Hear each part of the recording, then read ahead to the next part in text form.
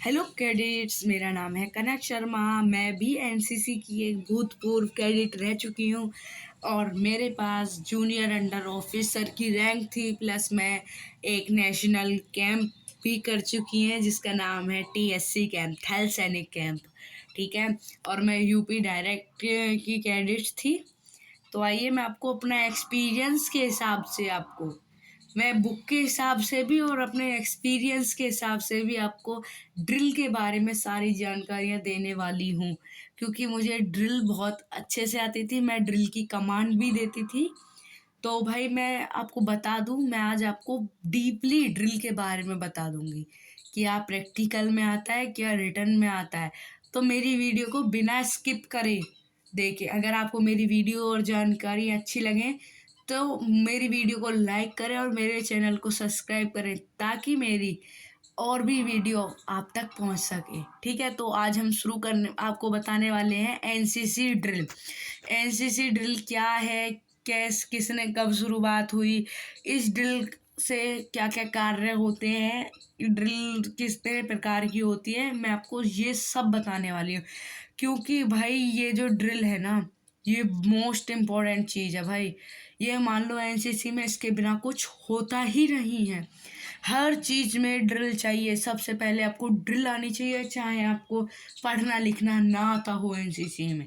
लेकिन आपको अगर ड्रिल नहीं आती तो आपको पास होने कोई भी नहीं कर सकता। अगर आपको ड्रिल नहीं आती तो आपको कोई भी पास नहीं कर सकता है ना। तो मैं आपको इसलिए देखो, मैंने लिख रखा है इंपॉर्टेंट क्वेश्चन और एमसीक्यूज। क्यों भाई एमसीक्यूज क्यों लिख रखे हैं? क्योंकि इसका रिटर्न में एमसीक्यूज में भी आता है। तो मैं बता रही थी आपको कि ड्रिल क्यों इम्पोर्टेंट है ना। इम्पोर्टेंट क्वेश्चंस और एमसीक्यूज मैंने लिख रखे हैं क्योंकि भाई इसके एमसीक्यूज आते हैं तीनों के तीनों सर्टिफिकेट्स में, A B C। आप तीनों सर्टिफिकेट में देखेंगे तो ड्रिल के क्वेश्चन जरूर मिलेंगे। हालांकि अब की बार सी सर्टिफिकेट में ड्रिल का पोर्शन हटा दिया था, है ना। सी सर्टिफिकेट वो भी इस वजह से हटाया था क्योंकि पेपर लीक हो चुका था, है ना। लेकिन अब अगली बार ऐसा कुछ नहीं होने का, ड्रिल 100% आएगी। ये नोटिस आ चुका है DGNCC से। तो मेरी इस वीडियो को गौर से सुनना, ध्यान से सुनना, ठीक है। और आपको मेरी ये जानकारी अच्छी लगी हो तो प्लीज़ बिना कंजूसी के मेरे चैनल को सब्सक्राइब करना और मेरी वीडियोस को लाइक करना। Thank you. अब आगे बढ़ते हैं क्वेश्चंस की तरफ। क्वेश्चन नंबर 1, ड्रिल के कितने सिद्धांत होते हैं? तो इसका सही आंसर क्या है? क्वेश्चन ऑप्शन नंबर 2, 3 सिद्धांत होते हैं ड्रिल के। जिसको भी इसका आंसर पता था वेरी गुड, जिसको नहीं पता है वो भी गौर से सुन ले, मैं आगे बताने वाली हूँ, है ना। तो मैंने इसमें ही लिख रखा है ड्रिल किसे कहते हैं और इससे सिद्धांत बताइए। ऐसा क्वेश्चन रिटर्न में आ सकता है ना। तो ड्रिल किसी प्रोसीजर को क्रमवार और उचित तरीके से अनुकरण करने की कार्यवाही को ड्रिल कहते हैं। अब इसमें आया अनुकरण और क्रमवार प्रोसीजर। ये कुछ क्वेश्चंस टॉपिक्स है। अब आप बोलोगे भाई कंफ्यूज कर दिए, ये तो बुक की भाषा में बताती हूँ क्या होता है, आपको अपनी भाषा में समझाती हूँ। किसी भी हम कार्य को कर रहे हैं, यानी कि हम जैसे पूड़ी सेकते हैं या रोटी बनाते हैं, तो उस टाइम पे हम पहले उसके लिए आटा छानते हैं, फिर उस आटे में पानी डालकर मारते हैं। 2 स्टेप हो गए। फिर उसकी लोई बनाते हैं, तीसरा स्टेप।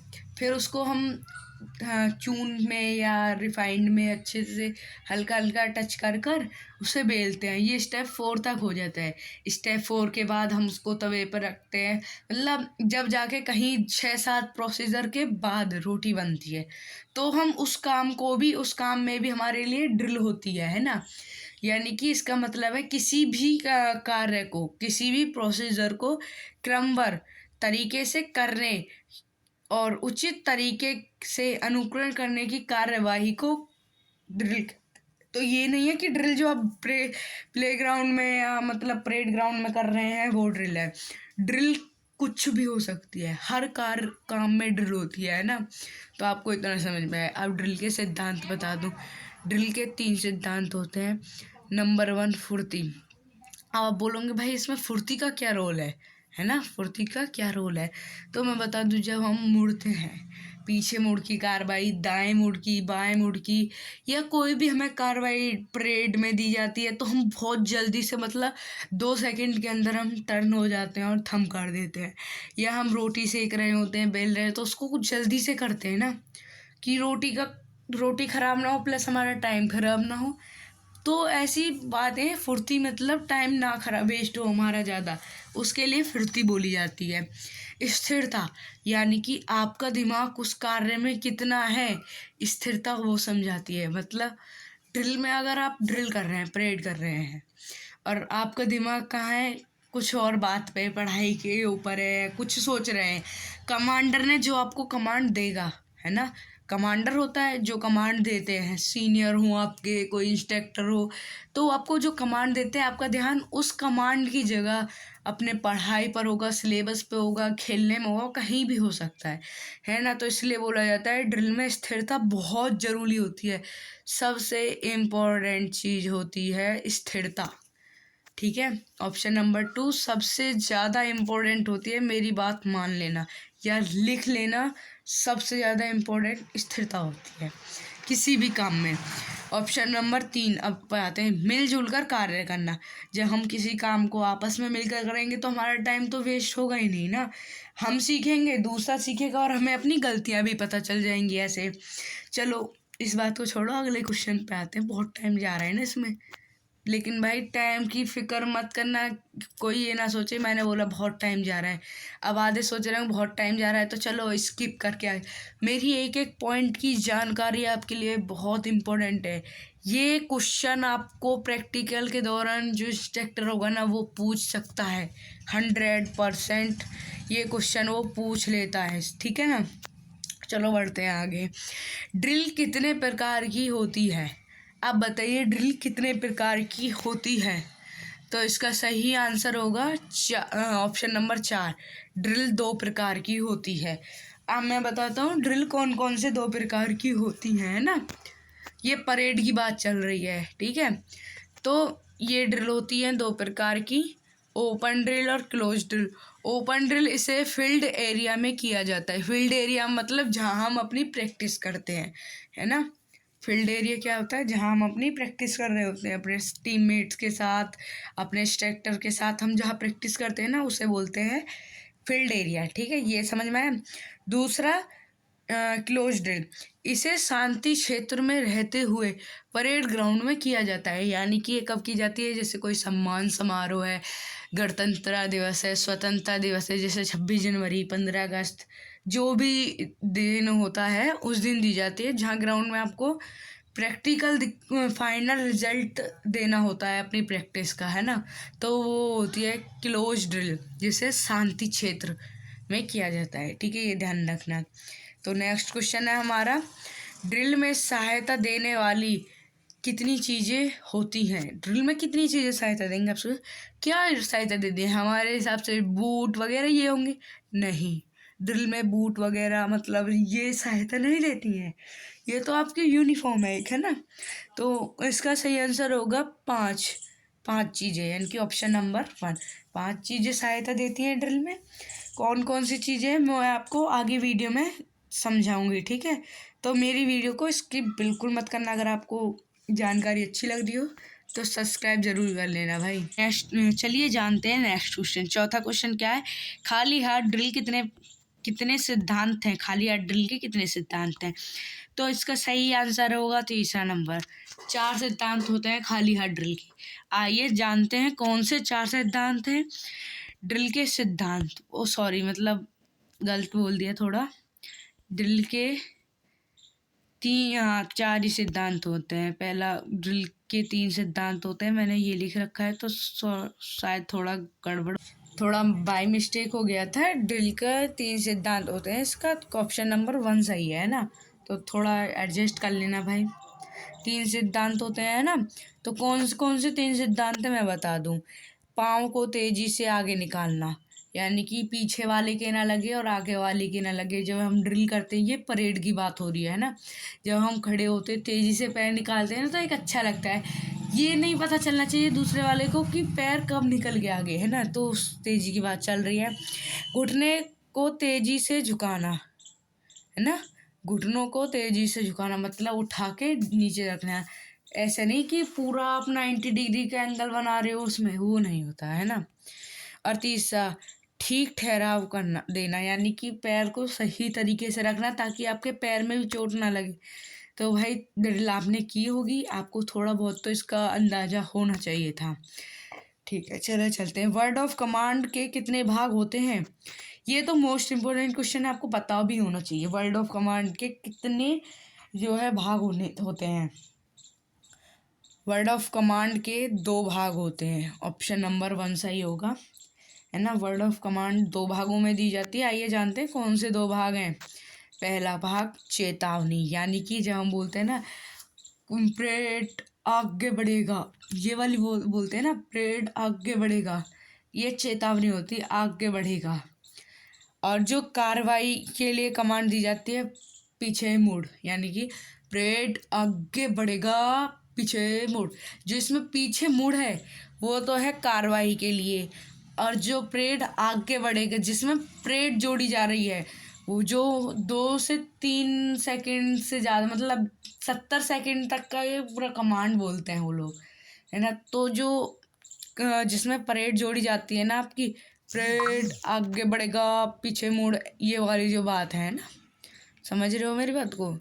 ये चेतावनी कार्रवाई वो चीज़ है, तो ये थोड़ा ध्यान रखना पड़ेगा आपको। सल्यूट कितने प्रकार का होता है? भाई सल्यूट कितने प्रकार का होता है? आप बोलोगे सामने सल्यूट, दाएं सल्यूट, बाएं सल्यूट, ऐसे। तो भाई मैं आप डीपली बताया ऑप्शन से, आपका वैसे सही है, एकदम सही बोला मैंने। दाएं सल्यूट, बाएं सल्यूट। आइए देखते हैं कैसे। सल्यूट 2 प्रकार का होता है। कुछ भी मत सुनो मेरी बात, मैंने बोला ना, जो आपके दिमाग में बात आई थी वो क्या बात आई थी? 3 प्रकार का होता है, दाएं बाएं, ये नहीं था। ऑप्शन नंबर, ये गलत हो जाता है, ऑप्शन नंबर 3 सही होगा इसका, क्योंकि परेड 2 प्रकार की होती है। भाई सल्यूट जो होता है 2 प्रकार का होता है। कि क्या सल्यूट है? खाली हाथ सल्यूट और हथियार के साथ, यानी कि जो हम खाली हाथ देते हैं, नॉर्मल ड्रिल करते हैं ना उसके टाइम देते हैं, एक सलामी सा जनरल सल्यूट जो राइफल के साथ दिया जाता है, राइफल के बट पर हाथ मारकर जो सल्यूट दिया जाता है वो दूसरा सल्यूट होता है। यानी कि 2 सल्यूट होते हैं, हथियार के साथ और एक खाली हाथ। समझ में मेरी बात क्लियर हुई? अगर आपको मेरी जानकारी अब तक की अच्छी लगी हो तो प्लीज़ यार वीडियो को लाइक कर देना, ठीक है। चलो देखते हैं आगे। और खाली हाथ सल्यूट कितने प्रकार का होता है? अब भाई खाली हाथ और हथियार के साथ तो ये पता चल गया कि 2 प्रकार के होते हैं। अब खाली हाथ कितने प्रकार का होता है ये भी जान लो। तो खाली हाथ सल्यूट 3 प्रकार का होता है ना। जो आपने समझा था ना वो यही था, देख लो। आपने सल्यूट के प्रकार समझा था, लेकिन ये खाली हाथ सल्यूट के प्रकार है ना। सामने सल्यूट, दाएं सल्यूट, बाएं सल्यूट, ठीक है। सामने जो खड़े होकर दिया जाता है या चलते चलते भी दिया जाता है, दाएं बाएं खड़े होकर भी दिया जाता है और चलते चलते भी, ये तीनों सल्यूट। एक तो कॉमन चीज़ है इनमें, एक ये खड़े थम होकर भी दिया जाता है और चलते चलते आप चल रहे हैं उस दौरान भी 6 कदम के बाद आता है ये सल्यूट, ठीक है। मैं एक दिन वीडियो बनाऊंगी इस सल्यूट के ऊपर भी, ठीक है, प्रैक्टिकल वाली। अगला क्वेश्चन है, हथियार के साथ सल्यूट कितने प्रकार का होता है? अब खाली हाथ तो समझ लिया, अब हथियार के साथ कितने प्रकार का होता है? तो हथियार के साथ ये सल्यूट 2 प्रकार का होता है। बताता हूँ कौन से 2 प्रकार हैं। पहला बट सल्यूट और सलामी सल्यूट। बट सल्यूट, अब मैंने बताया ना बट सल्यूट दिया जाता है, वो नंबर 1 ही है बट सल्यूट। दूसरा सलामी सल्यूट, जैसे जनरल सलामी देगा, सलामी दे, ये वाला होता है ना, एक ही होता है, चलते चलते बट पर हाथ मार कर सल्यूट दिया जाता है। तो ये बात क्लियर हुई। चलो अगला, एनसीसी में कैडेट्स किस किस को गार्ड ऑफ ऑनर देते हैं? यानी कि जो जनरल सल्यूट, जो सलामी शस्त्र वाला जो पोर्शन है, वो कितनों को सल्यूट दे सकते हैं राइफल से, ये वो बात पूछ रहा है। तो मैं बता दूं, एनसीसी कैडेट 8 पदों के अधिकारियों को, 8 पदों के जो उस पर विभाजित 8 लोग, 8 पदों पर विभाजित जनता है, उनको आप सल्यूट दे सकते हो। अब आप बोल रहे हो कौन कौन है, मैं आपको बता देती हूँ कि कौन कौन है वो सल्यूट। देख लीजिए, ये 8 लोग हैं ना जिनको आप सल्यूट दे सकते हो, विशिष्ट अधिकारियों, ठीक है। यानी कि कोई यूपी पुलिस का कोई भी अधिकारी आ जाए आपके स्कूल में, या स्कूल का कोई हो तो से भी, ठीक है। रक्षा सचिव, रक्षा मंत्री, कुलपति, राज्यपाल, मुख्यमंत्री, मुख्य सेनाध्यक्ष, ये तो हुए जो सेना के हैं, जो एनसीसी से अलग है, यानी कि जो आर्मी के हों या सिविल सर्विसेज वाले हों, ये तो वो पद हो गए, है ना।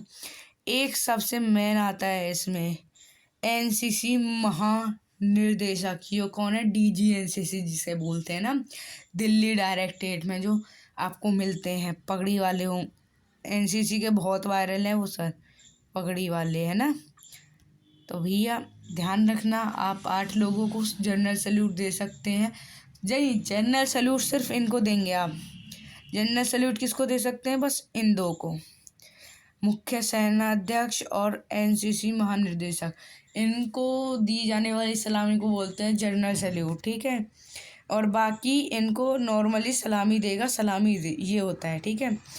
अब आते हैं आपके नॉर्मल ड्रिल के, जो आपको प्रैक्टिकल के दौरान भी पूछे जा सकते हैं। पीछे मुड़न में कितने डिग्री मुड़ते हैं? अब बताइए, पीछे मुड़ में कितने डिग्री मुड़ते हैं? 180 डिग्री मुड़ते हैं हम। पीछे मुड़ने में हम 180 डिग्री मुड़ते हैं। और दाएं बाएं का भी मैं आगे बताऊंगी, क्योंकि आप, चलो अभी बता देता हूँ। दाएं बाएं आप 90 डिग्री मुड़ते हैं, यानी कि जो आप दाएं मुड़ बाएं मुड़ की जो कमांड है उसमें आप 90 डिग्री, पीछे मुड़ में 180 डिग्री, और जो थोड़ा दाएं बाएं वाली कमांड होती है ना, उसमें आप 45 डिग्री मुड़ते हैं, ठीक है। तो चलिए आगे बताते हैं और कुछ क्वेश्चन नहीं। तेज चाल में कितने कदम चलते हैं? जल्दी बताओ, तेज चाल में हम कितने कदम चलते हैं? ये तो बहुत आसान है, नहीं पता ना, मैं बताता हूँ ना, मैं क्यों बैठी हूँ यहाँ पे। 120 कदम चलते हैं, ऑप्शन नंबर 2 सही होगा। आप तेज कदम में 120 कदम चलते हैं प्रति मिनट। क्या? प्रति मिनट, यानी कि 1 सेकंड में आप 2 कदम चलते हैं। क्या? 1 सेकंड में आप 2 कदम चलते हैं, आपकी स्पीड इतनी होती है ना। चलो नेक्स्ट क्वेश्चन, धीरे चल में हम कितने प्रति मिनट कितने कदम चलते हैं? भाई ये तो बहुत डाउट वाला क्वेश्चन हो गया। जब तेज कदम में हम इतने चलते हैं तो धीरे में हम कितने चलते होंगे, है ना। सबके मन में ये डाउट होगा, तो मैं बता दूँ, धीरे कदम में आप 70 कदम चलते हैं, ठीक है। चलो नेक्स्ट क्वेश्चन, तेज चाल में कदम की लंबाई कितनी होती है? सबसे ज़रूरी क्वेश्चन, जो ड्रिल के ऊपर बेस है पूरा। तेज चाल में कदम की लंबाई, यानी कि दोनों पैरों के बीच में कितना डिस्टेंस होता है? 30 इंच का होता है। आपका ऑप्शन नंबर 2 सही है, 30 इंच का फासला होता है। और ये केवल तेज चाल में ही नहीं होता, आप जो धीरे चाल चलोगे ना, धीरे चाल, उसमें भी आपको 30 इंच का ही डिस्टेंस रखना होता है। तो भाई ये 30 इंच बहुत ज़रूरी है, क्योंकि आपकी ड्रिल भी इन 30 इंच से ही अच्छी होगी, समझे ना। तो नेक्स्ट क्वेश्चन पढ़ते हैं, समीक्षा क्रम में कैडेट कितने कदम चलते हैं? भाई समीक्षा क्रम बहुत इंपॉर्टेंट क्वेश्चन है, प्रैक्टिकल में भी रिटन में भी लगभग कई बार ये क्वेश्चन रिपीट होता है तीनों एग्जामों में। तो ये वाला पोर्शन कोई नहीं छोड़ने वाला, ये बहुत इंपॉर्टेंट क्वेश्चन है। 14 नंबर बहुत ही ज़्यादा इंपॉर्टेंट क्वेश्चन है, मैं बोलता हूँ सबसे इम्पोर्टेंट यही है, क्योंकि समीक्षा क्रम किसी को पता ही नहीं होता। इसमें हम 14 कदम चलते हैं, है ना। समीक्षा क्रम में कितने? आई होप आपको ये बात क्लियर होगी कि समीक्षा क्रम में 14 कदम चलते हैं, ठीक है। ये बहुत ज़्यादा इम्पोर्टेंट न्यूज़ खबर थी आपके लिए, या इन्फॉर्मेशन थी, आप कुछ भी बोल सकते हैं इसको, है ना। तो आइए क्वेश्चन है, राष्ट्रपति के गार्ड ऑफ ऑनर में कितने कैडेट्स होते हैं? राष्ट्रपति को गार्ड ऑफ ऑनर 26 जनवरी पे दी जाती है ना, 26 जनवरी के पास में दी जाती है। तो इसका सही आंसर होगा 150 कैडेट राष्ट्रपति को गार्ड ऑफ ऑनर देते हैं, ठीक है। नेक्स्ट क्वेश्चन है, प्रधानमंत्री को कितने कैडेट्स गार्ड ऑफ ऑनर देते हैं? तो राष्ट्रपति को भाई मतलब राष्ट्रपति से कम देते हैं प्रधानमंत्री को। तो जल्दी बताओ,